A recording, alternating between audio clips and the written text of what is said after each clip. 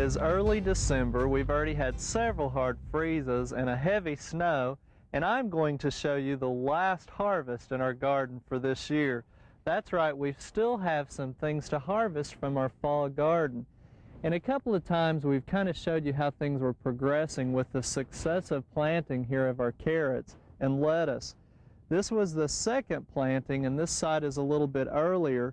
You can tell that the freeze and the snow has burned the foliage a little bit. Some of the lettuce and type crops have not even really made it through the type of cold winter we've had so far. But one variety, the mache, and the carrots are still doing good. As a matter of fact, let me pull some of them up here and show you how things are coming along. Carrots will actually do quite well in the garden because the soil, even after it gets cold, will insulate them. So these are just starting to come along. But let's move down here and look at some of the ones that are further along. This row was our Thumbelina, which was the one, if you'll remember, is a little bit more round in shape, oval. This one is Carota. And again, you never really know how they're going to come along until you pull some out. But look at the difference that we have in some of the sizes. A little bit different shape from what we're used to.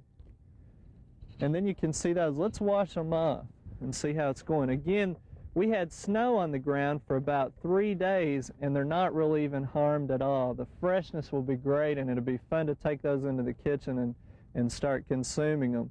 Again, it goes to show you that you can be very successful in a fall garden, especially with carrots. So you can get almost 3 growing seasons out of your garden, especially with the raised bed. Now, another interesting thing I want to show you is considered a cool season crop, but it's really not to be grown for consumption. This is called a walking stick kale. Let me get it up here where you can see it a little bit more.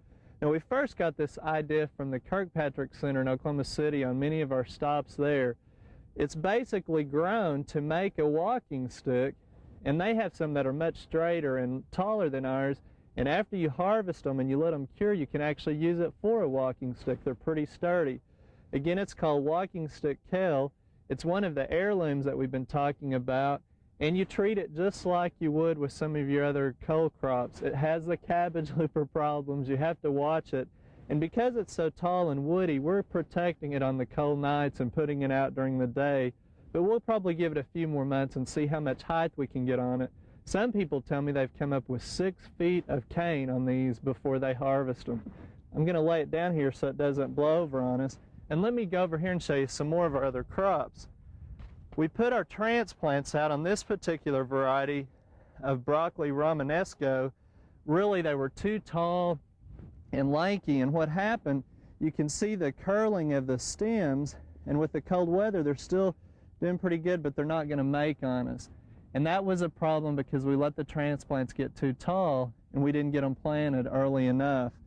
Now, again, timing is everything in a fall garden, and over here our timing was a little bit better with another heirloom variety that we are having some success with, Violet Queen.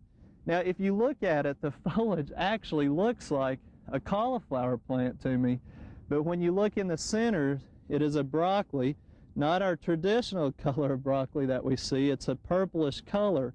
This is a very early producing variety, about 70 days. The transplants, again, were a little bit too tall, but they're going ahead and making for us. We've not protected them. They've had low 20 degrees already, and they're still doing pretty good. Now, we'll watch them because we may have to cut those heads off, or they'll turn to mush if it should get, say, below 23. Now, the other thing I'd like to tell you on these, even though they're purple, if you eat them fresh, they make a nice attraction in a salad. But when you cook them, if you steam them, they'll actually turn a dark green color. Now, the variety over here came from Japan. This one this one's from Japan. The other one's an Italian heirloom. Something we've tried just for the fun of it. We've had a lot of success. But now that we're starting to harvest all the different crops, and you can see behind me we have some leftover tomatoes from the freeze, etc. I can't re-emphasize enough the importance of pulling up the dead plants, and even after we harvest the tops, we may normally try to send out side shoots, but we won't worry about that now because it's going to get too cold on us. We need to pull these plant material out, let them dry, shred them up, and put them in the compost pile. because anytime you leave material like this in the soil, it's going to harbor insects and diseases throughout the wintertime, and sanitation is a real important practice that you need to incorporate during the winter months.